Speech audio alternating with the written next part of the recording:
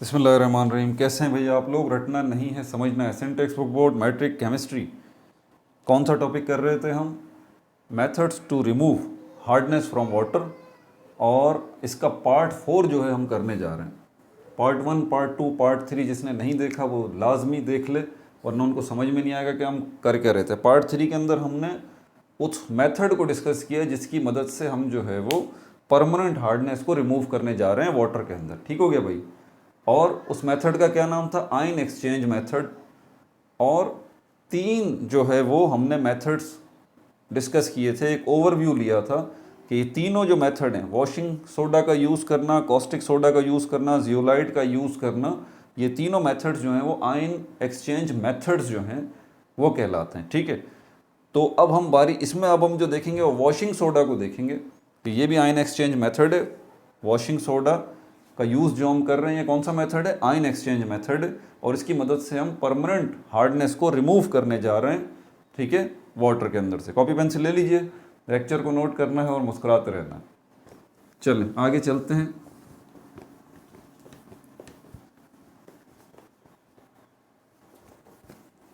सारा game chemical equations को समझने का है। सारा गेम जो है वो केमिकल इक्वेशंस को समझने का है, किस किस्म की केमिकल इक्वेशंस जो हैं इसमें यूज़ हो रही हैं। अच्छा, यहाँ पर जो मैं बता दूँ आपको, by using washing soda, by using washing soda, washing soda का केमिकल फार्मूला Na2 और CO3 10H2O। इसको मैंने पढ़ के भी बताया था आपको। ये क्या है? इसको हम पढ़ते हैं सोडियम कार्बोनेट डिकाहाइड्रेट। क्या पढ़ते हैं इसको? Sodium carbonate decahydrate. आगे बढ़ने से पहले कुछ आइंस को समझ लीजिए। हमारे पास सबसे पहले ये कार्बोनेट आयन कहलाता है। इसके ऊपर -2 चार्ज आपको लिखा हुआ या ऑक्सीडेशन नंबर लिखा हुआ नज़र आ रहा होगा, ये चार्ज है इसके ऊपर। इसका नाम क्या है? Carbonate ion. याद कर लें, लिख लें, कार्बोनेट आयन कहलाता है। दूसरा आयन जो हमारे पास है सल्फेट आयन। सल्फेट आयन ये कहलाता है सल्फेट आयन। तीसरा आयन जो हमारे पास क्लोराइड आयन है, इसको कहते हैं क्लोराइड आयन। ये सब आपको बोलने आने चाहिए, क्लोराइड आयन। ठीक है, और कौन कौन से आयन है? ये जो हमारे पास HCO3, ये हमारे पास बाइकार्बोनेट आयन कहलाता है, बाइकार्बोनेट आयन। ये सारे हमें मिलते कहाँ हैं? ये सब के सब हमें किस में मिलते हैं? ये सब के सब इन वाटर, पानी के अंदर आ जाते हैं। अब पानी के अंदर खुद नहीं आ जाते, बल्कि यकीनन पानी में कोई चीज़ हम डालते हैं और वो टूटती है, आयनाइज होती है, उसके नतीजे में ये हमें मिलते हैं। ठीक है, तो ये जहन में रखें। अब ये कहाँ से मिलेंगे, किन कंपाउंड से मिलेंगे, यहाँ पर मैं बता देता हूँ आपको। पहला वाला देखते हैं, इसको नोट कर लिया, याद कर लिया। और इनकी वैलेंसीज भी, ऊपर जो आपको चार्ज लिखा हुआ नज़र आ रहा है, इसको भी। ठीक है, तो आपने करना क्या है? पहले ये देखें कि इम्प्यूरिटी जो है वो क्या है जिसकी वजह से वो हार्ड वाटर है। तो इम्प्यूरिटी जो है वो हमारे पास ये है कि इसमें कैल्शियम सल्फेट जो है वो, कैल्शियम सल्फेट पानी में मौजूद है। अब ये बात मैं बार बार बता चुका हूँ, पहले भी दोबारा बता रहा हूँ। ये जो शक्ल आपको नज़र आ रही है कैल्शियम सल्फेट की, वो शक्ल है जब आपने इसको पानी में नहीं डाला, ये सॉलिड फॉर्म है। ठीक है, और ये जो शक्ल है कैल्शियम +2, कैल्शियम आयन और सल्फेट आयन, ये वो शक्ल है जब इसको पानी में आपने डाल दिया। पानी ने इसको क्या किया? आयनाइज कर दिया, तोड़ दिया इस शक्ल में। तो पानी में ये जो मौजूद है कैल्शियम सल्फेट, वो आयंस की शक्ल में मौजूद है, कैल्शियम आयन और सल्फेट आयन। ये बात जहन में रखनी है। आप क्या चीज़ इंट्रोड्यूस कराने जा रहे हैं पानी के अंदर? Sodium bicarbonate, sodium carbonate sorry, N2CO3। अच्छा, ये वाटर का मॉलिक्यूल भले आप अभी फ़िलहाल न लगाएं, 10H2O डिकाहाइड्रेट कह रहे हैं ना, ये फ़िलहाल अभी नहीं समझा सकता, बाद में समझाऊंगा, आप भले इसको इग्नोर कर दें। वाटर ऑफ क्रिस्टलाइजेशन का जो कॉन्सेप्ट होगा ना, वो जब समझाऊंगा तो इन वाटर के मॉलिक्यूल्स को भी डिस्कस करेंगे। बहरहाल अभी हमारे पास ये है सोडियम कार्बोनेट। तो यहाँ पर sodium ion plus carbonate ion, ये भी क्या होगा? ये भी टूट जाएगा। तो ये सोडियम कार्बोनेट या सोडियम कार्बोनेट डिकाहाइड्रेट या वॉशिंग सोडा, ये कौन सी शक्ल है जब आपने इसको पानी में नहीं डाला? पानी में डालने के बाद इसकी शक्ल ये होगी, ये भी आयनाइज हो जाएगा। अब जो भी जंग चलेगी ना वो पानी के अंदर ही चलेगी। हमारा टारगेट है इनको निकालना, ये कैल्शियम के आयंस जो मौजूद हैं इनको निकालना। ये ऐसे नहीं निकल सकते, इनको किसी के साथ हमें मिलाना पड़ेगा। इनको मिलाने के लिए हमने क्या किया, हमने इसको डाल दिया। इसको जब हमने डाला तो ये आयनाइज हो गया, और इसमें ये जो आयंस हैं ये इसके साथ लड़ाई करेंगे। लड़ाई करने का मतलब ये दोनों आपस में इंटरेक्ट होंगे, रिएक्शन करेंगे। कहाँ पर रिएक्शन करेंगे? पानी के अंदर ही। ये मैं यहाँ दिखा देता हूँ आपको। ये कैल्शियम का आयन है और ये कार्बोनेट का आयन है। ये दोनों आपस में रिएक्ट करेंगे और इसके नतीजे में बन जाएगा कैल्शियम कार्बोनेट। कैल्शियम कार्बोनेट, ये कैल्शियम कार्बोनेट है जो इनसोल्यूबल है। इनसोल्यूबल है पानी के अंदर। ये आपको मट्टी की शक्ल में नज़र आ रहा होगा। जो बच्चे शुरू से वीडियो देख रहे हैं, ये पूरी सीरीज़ देख रहे हैं, उनको बड़े अच्छे से बात अब समझ में आ रही होगी। जो बीच में आ गए अभी उनको ये बात समझ में नहीं आएगी। कैल्शियम कार्बोनेट इनसोल्यूबल है, ये पानी में डिज़ोल्व नहीं हो सकता। ये पानी में आपको बाकायदा किस शक्ल में नज़र आएगा? मट्टी की शक्ल में नज़र आएगा या डस्ट की शक्ल में नज़र आएगा। ठीक है, क्योंकि ये पानी में डिज़ोल्व नहीं हो सकता कैल्शियम कार्बोनेट। अब आप थोड़ा सा गौर करें कि कैल्शियम कार्बोनेट के अंदर वो चीज़ आ चुकी है जिसकी जो वजह है हार्डनेस ऑफ वाटर की, यानी कि कैल्शियम के आयंस ये मौजूद हैं पानी के अंदर, तभी तो हमारा पानी हार्ड वाटर बन रहा है ना। तो इसका हमने क्या इलाज किया कि इसको हमने इसके साथ कार्बोनेट आयंस के साथ रिएक्ट करा दिया। कार्बोनेट आयंस कहाँ से आए? जब ये हमने वॉशिंग सोडा पानी में डाला तो इसने क्या प्रोड्यूस किए? कार्बोनेट आयंस प्रोड्यूस किए। ये फ़ौरन एक दूसरे की तरफ गए और उसके नतीजे में क्या बन गया? ये कैल्शियम कार्बोनेट बन गया। ये जो चीज़ है इनसोल्यूबल है, पानी में डिज़ोल्व नहीं हो सकती, तो क्या होगा कि ये आपको डस्ट या मट्टी की शक्ल में पानी में नज़र आ रहा होगा। अब आपके लिए बड़ी सहूलत हो गई है, आसानी से आप इसको फ़िल्टर कर लें, इसको छान लें। कपड़ा लें कोई, पानी को डालें तो ये जितना कैल्शियम कार्बोनेट है ये कपड़े पर रुक जाएगा, साफ़ पानी नीचे आ जाएगा। तो आप क्या कर रहे हैं? अब आप फिल्ट्रेशन को यूज़ करके पानी को जो है वो साफ़ कर रहे हैं और उसमें जो इम्प्योरिटीज़ थी, ये कैल्शियम सल्फेट, इसको आपने बाहर निकाल दिया इस मतलब के ज़रिए। अब जो मैंने बताया था आयन एक्सचेंज मेथड, आयन का लेन देन, तो देखें किस तरह से ये दोनों कंपाउंड्स जो हैं आयंस का एक्सचेंज कर रहे हैं, आयंस का लेन देन कर रहे हैं। ये जो है कैल्शियम सल्फेट, ये कैल्शियम आयंस दे रहा है किसको? इसको। और ये जो है सोडियम कार्बोनेट, सोडियम आयन जो है वो दे रहा है इसको।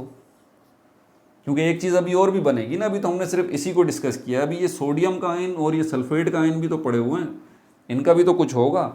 ये भी आपस में रिएक्ट करेंगे जिसके नतीजे में सोडियम सल्फेट बनेगा। ठीक है भाई, इसको मिटा देता हूँ मैं।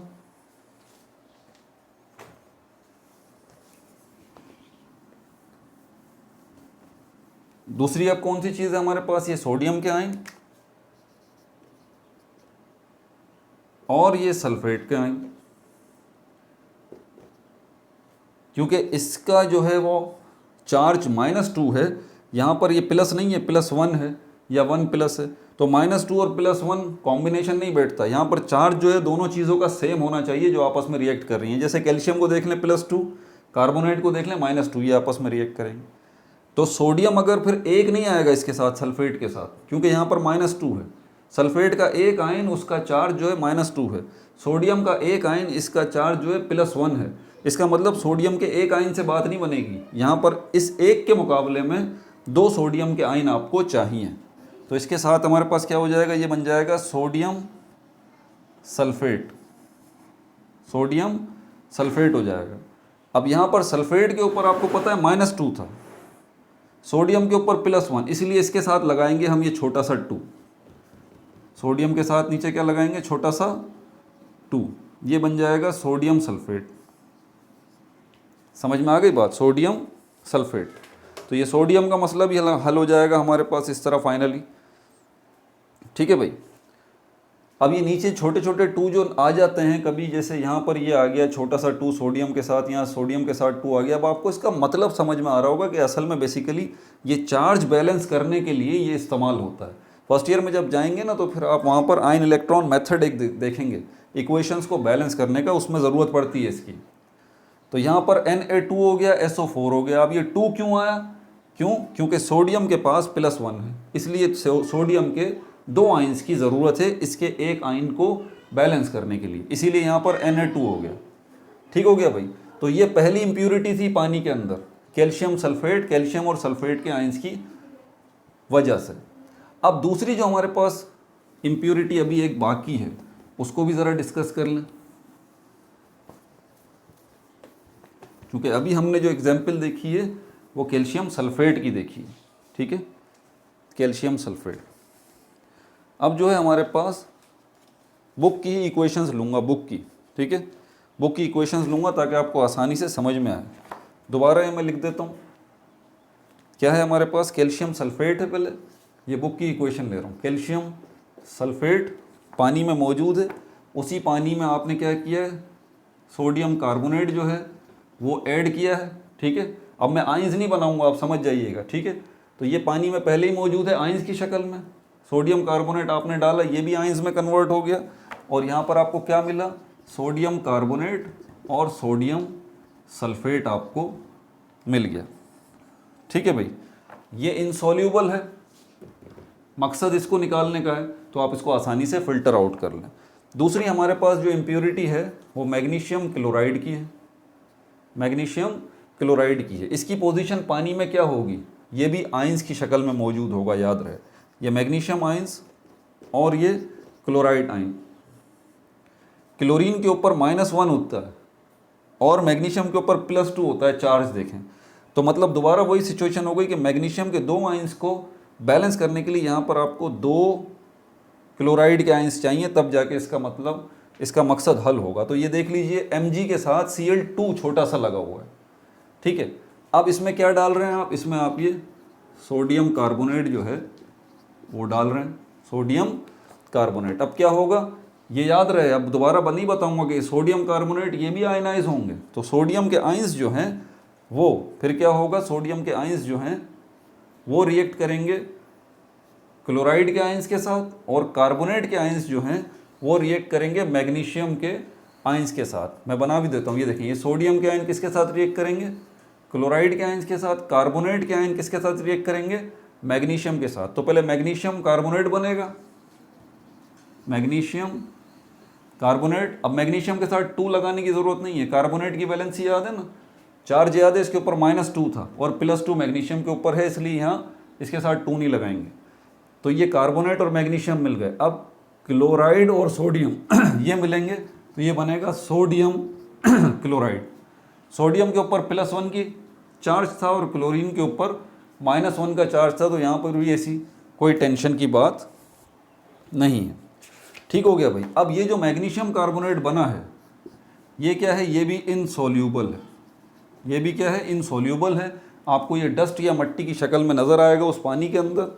आपका मकसद हल हो गया, मैग्नीशियम आइंस जो है ना आपने उसमें से निकाल के इसके साथ एडजस्ट किए, ये इनसॉल्यूबल था, डस्ट या मट्टी की शक्ल में आपको नज़र आएगा, आप इसको छान लीजिए और इस तरह से आपने जो है वो परमानेंट हार्डनेस को जो है वो रिमूव कर दिया। पार्ट 5 के अंदर इंशाल्लाह हम डिस्कस करेंगे किस तरह से जो है वो सोडियम हाइड्रोक्साइड की मदद से, कॉस्टिक सोडा की मदद से आप पानी के अंदर कैल्शियम और मैग्नीशियम आइंस को जो है वो रिमूव आउट करें। अपना बहुत ज़्यादा ख्याल रखिएगा।